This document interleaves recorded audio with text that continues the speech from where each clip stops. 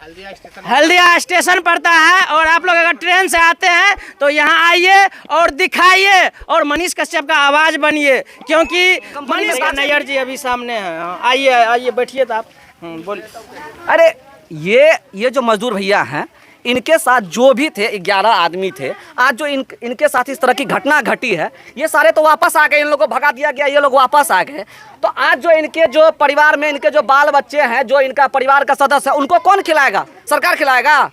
नहीं खिलाएगा। पूछने तक नहीं आया तो खिलाएगा कहाँ से? कहीं जब इन लोग पूछने आ जाएगा, जब ये नैयर जी मांग दिया, जब समय आएगा तो यही नैयर जी जो है जातिवाद करने लगेंगे। कौन बोलिएगा इसको?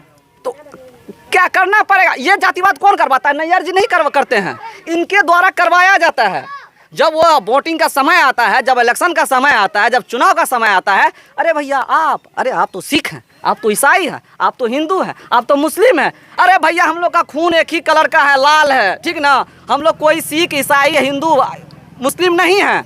हम लोग का एक ही कर्म है कि हम लोग जो है ना अपना कमाए अपना खाए। भैया कमाते हैं खाते हैं, किसी का आगे हाथ थोड़े पकाते हैं। आप रोजगार नहीं देते हैं, इसलिए बाहर जाना पड़ता है। बाहर जाते हैं तो वहाँ पे जो है ना, वहाँ पे भी सारा थूड़ा जाता है, तो हम लोग कहाँ जाएंगे? बिहार सरकार हमारे जो है ना बिहार के लिए क्या किया? रोजगार के समस्या में क्या किया? कोई समस्या का समाधान किया है? जो एक चीनी मिल था काट के फेंक दिया गया, जो एक फॉरबिसगंज साइड का एक कोई फैक्ट्री था उसको भी नहीं चलने दिया। जो भी यहाँ पे परेशानी होता है वो मजदूर को ही झेलना पड़ता है। कोई नेता मंत्री का बेटा कोई परेशानी नहीं झेलता है कि उसको ये लगे कि नहीं सही में हमारे बिहार में परेशानी है, बेरोजगारी का मुद्दा है, हमारे बिहार में गरीबी है। ये सब उन लोगों को कहाँ पता है? पता होता तब ना। उनका तो बाल बच्चा एसी में सुतल है, हवा लगा रहा है, यहाँ पर आएगा धूप में कहीं बालू पड़ जाए आंख मुंह में तो परेशान हो ना, उसका बचवा का तबीयत खराब हो जाएगा। बचवा यहाँ तो नैयर जो परेशानी बीत रहा है वो तो नैयर जी के साथ बीत रहा है।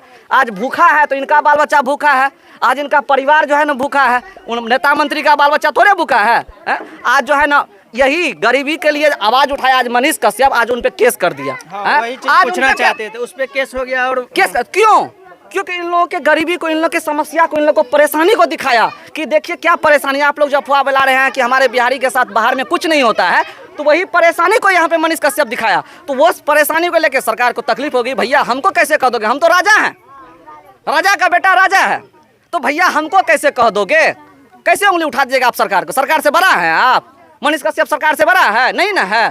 तो उंगली उठा दिया तो भैया मनीष कश्यप पे तो एफआईआर करवाएंगे ही, क्योंकि मनीष कश्यप ने यहाँ का जो जमीनी से जुड़ा हुआ परेशानी है, जो बेरोजगारी है, जो घटना घटी है, वो दिखाया है। सरकार तो चाहेगी कि बाप रे बाप कहीं बवाल ना हो जाए, हमको जो है ना कहीं रोजगार नहीं देना पड़ जाए बिहार में। हम तो कहते हैं बिहार के जितने भी पत्रकार भाई हैं वो आइए यहाँ पर। और यहाँ पर ये नैयर जी के घर के पास ही एक सिमरा स्टेशन है जो फॉरबिसगंज से पहले पड़ता है, वहाँ पर आप आइए।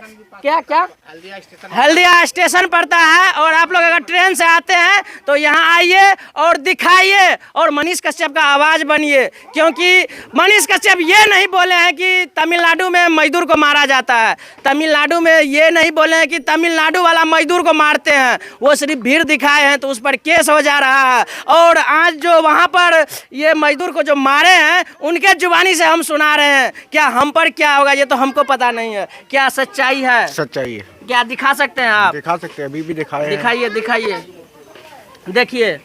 देखिए बिहार के जितने भी नेता मंत्री लोग हैं, जो भी बिहार के मुखिया हैं, नीतीश बाबू आपके मुंह में लड्डू है, देखिए ना यहाँ पे क्या करची घुसा है, देख लीजिए करची घुसा हुआ है। जिस पे बीता है ना, जिसको घुसा है वही पता चलेगा। एक बार जब नीतीश बाबू जन एक करची घुसा के अपने पेट में देखिए, पता चल जाएगा। मुखिया हो के चुपचाप मुंह में लड्डू लेके बैठे हुए हैं।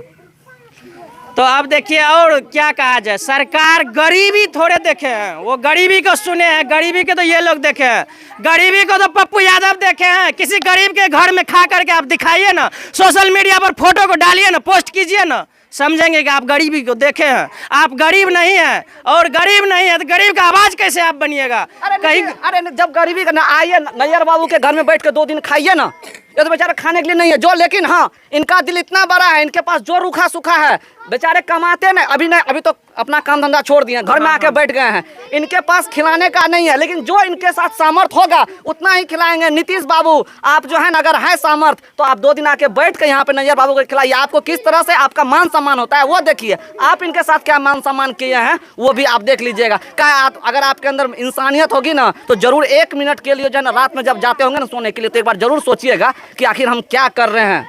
कभी आइए घूमने नैयर जी के घर।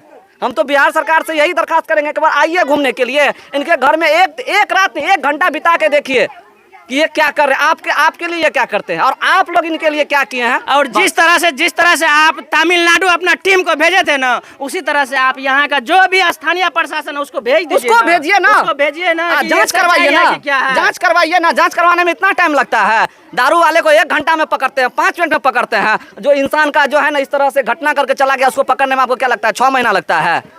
यही टीम गठित करवाए हैं आप लोग। अच्छा कर रहे हैं, बहुत अच्छा। अब विकास तो इतना करवाइएगा ना बिहार में, अमेरिका से भी आगे कीजिएगा, हम तो समझिए रहे। अच्छा, क्या ये लगता है यहाँ पर जो ये परिवार से, ये तो पप्पू यादव जी, जो जाप सुप्रीमो पप्पू यादव जी है, वो सरकार में नहीं है लेकिन इनको सहयोग कर चुके हैं। क्या सहयोग किए हैं? सहयोग 13,000 रुपए किए हैं, वो भी पटना में रेलवे स्टेशन पे ही किए हैं। आप मान के चलिए वहाँ से आपको आने के लिए मतलब जो है खाने के लिए रुपया नहीं था, तो वो पप्पू यादव दिए हैं। 3,000 रुपए दिए। हमें जरूर उम्मीद है और यहाँ के ये सिमड़ा वासी को उम्मीद है कि पप्पू यादव जी जरूर आएंगे इनसे मिलने के लिए, और जरूर आएंगे। और हमारे जो सरकार है ना, वो गरीबी खत्म करने के लिए गरीब को ही खत्म कर देगा लगता है। अरे बोलते हैं गरीबी खत्म करना है, गरीबी थोड़े खत्म करना है, गरीब को ही खत्म कर देना। ना रहेगा बांस, ना बजेगा बांसुरी, ना गरीब रहेगा, ना हमसे अपना हक मांगेगा। सीधी सी बात है। आज जो ये लोग जितने भी 10-11 मजदूर वहाँ पे काम कर रहे थे, ये लोग को वहाँ से जो छोड़ के भागना पड़ा, इन लोगों का जो मजदूरी होगा वो कौन देगा? सरकार देगी? कभी नहीं देगी, कभी नहीं देगी। जहाँ तक इन लोगों का, हम पहले भी बोले थे, गरीबों के मुंह से रोटी छीना जा रहा है, गरीबों के मुंह से रोटी छीना जा रहा है। आज इनका मजदूरी कौन देगा ये बताइए? आज जो 8 दिन से घर में पड़े हुए हैं, बैठे हुए, इनका जो इलाज हो रहा है, कौन देगा? उसका भरपाई कौन करेगा? आप नहीं दिए, ऐसा थोड़ी है। आप हमसे किसी चीज़ में टैक्स नहीं भरते हैं, ये टैक्स नहीं भरते हैं। ये जो गाड़ी खरीदे हैं या जो घर बनाए हैं, कुछ भी, हाँ, हर चीज़ में ये टैक्स भरे हैं ना। जब ये हक से आपको टैक्स दिए हैं तो आपका भी तो हक बनता है उनके जो रिकवर में इनको कुछ दे। तो रिकवर में क्या दिए हैं? बदनामी, बिहारी मजदूर का धब्बा माथे पे ठोप दिए हैं। बिहारी मजदूर है, हिंदी बोलता है, गाली सुनो, लात जूता खाओ कहीं भी, यही ठप्पा दिए हैं। यही ठप्पा लगाने के लिए माथे पर जो है ना आपको वोट देते हैं, यही करवाने के लिए वोट देते हैं। आप कहिएगा आप लोग जातिवाद करते हैं। अरे जातिवाद काहे करेंगे भैया? गरीबी हम लोग देखे हैं तो हम लोग ना जानेंगे।